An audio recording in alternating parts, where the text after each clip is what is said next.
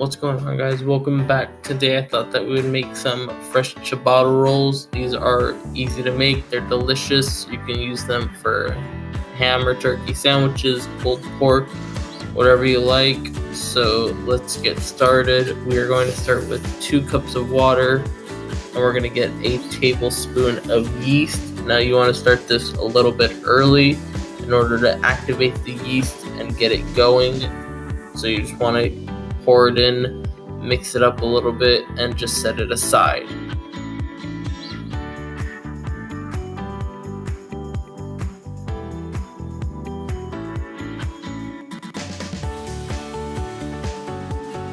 Just want to make sure it's all dissolved.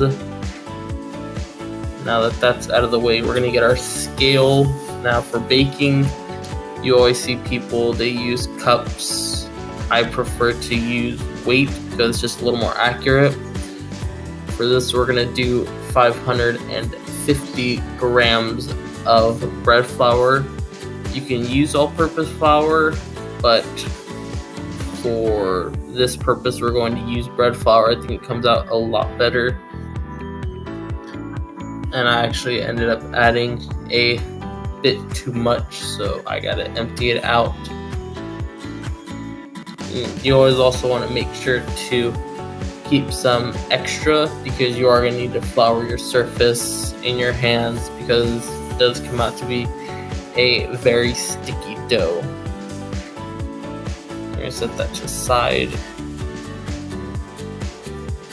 Now to this, we're going to put in a 1.25 teaspoons of salt. And then we're just going to mix that in the stand mixer just to incorporate it a little bit.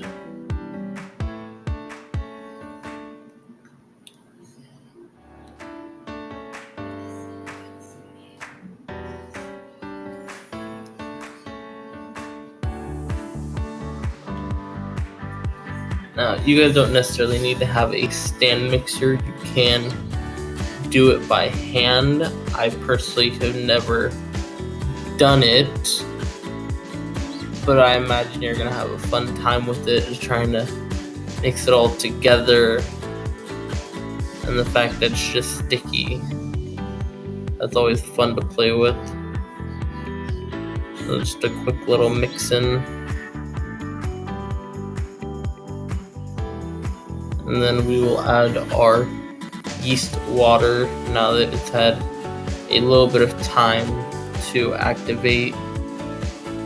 If you're doing this at home, I would recommend giving a little bit extra time, maybe 5 minutes or so. I was just kind of in a hurry, and so I did. It still works. Just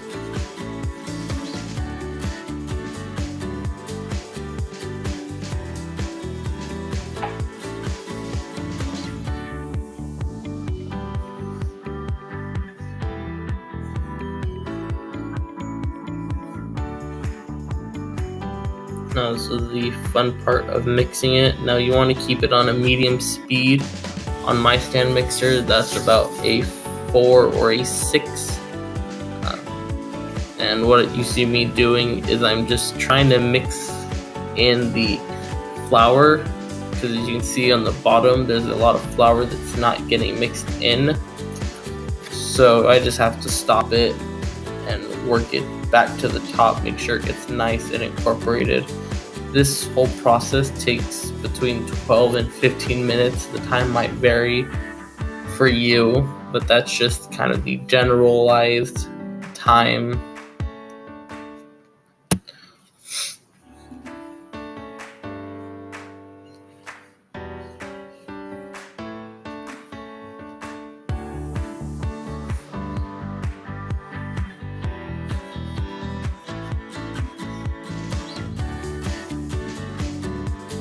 If you guys have never made bread before, I've actually made it a couple of times. It does come out very delicious, and you do know what is in your bread as opposed to if you buy it at a store. You never know what they could add, anything to make it just last a little bit longer, add a shelf life.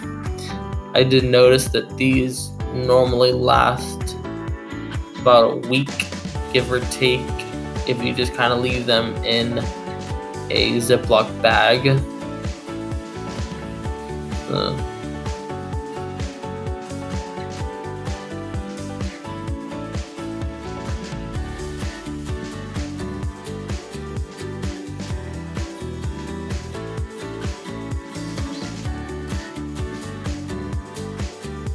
One of the great parts about this is that while I was actually mixing, the mixer was really powerful, so it was actually shaking the entire table. That's why the camera angle changed a bit. I had to change tripods to get that shakiness. You can actually see it a little bit from the mixer.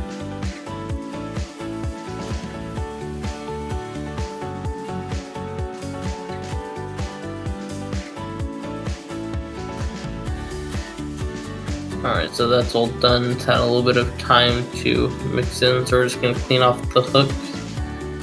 And then we are going to let this rise until it's roughly tripled in size. This took for me about 2 to 2.5 hours to rise. I let it sit in my oven just as is because it was very cold in my apartment that day. You just want to get some cling wrap.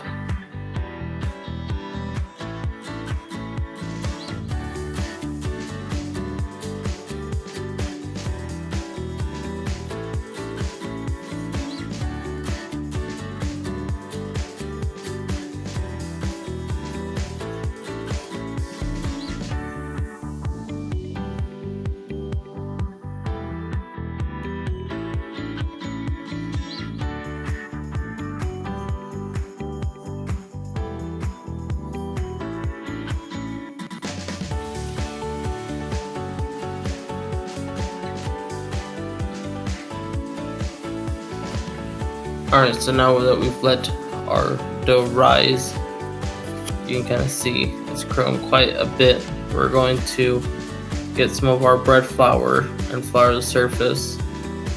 One of the first time I actually made this, I forgot to flour the surface, and it caused a huge mess. I had the batter stuck to the countertop, and it just was all kinds of fun.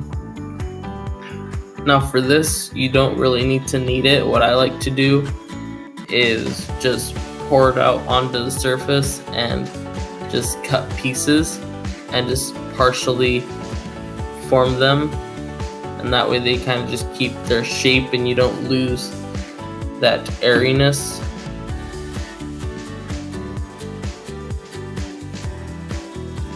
And one thing I actually forgot to do was to flour the top of the bread dough, and so it actually caused my dough cutter to get stuck, as you'll see.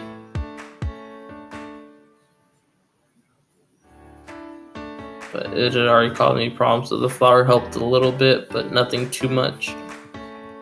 You just want to cut these into whatever size you want and put them onto a greased pan. As you can see, I had a bit of trouble. What I actually did in this situation was I let the dough rise a bit again before putting them in the oven. So just set your oven to 425 after you cut all your dough up and get your hands all sticky.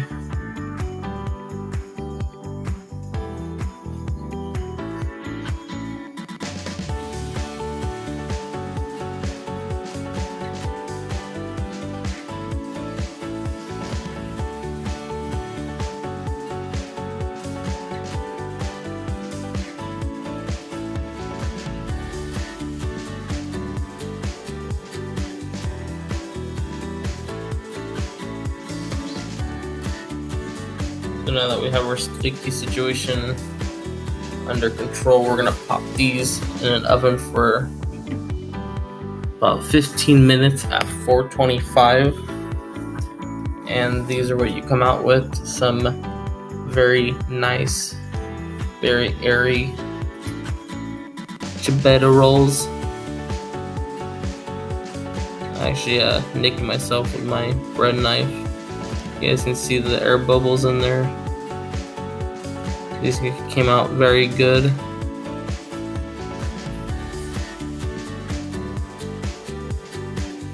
That one's gonna be for the dog.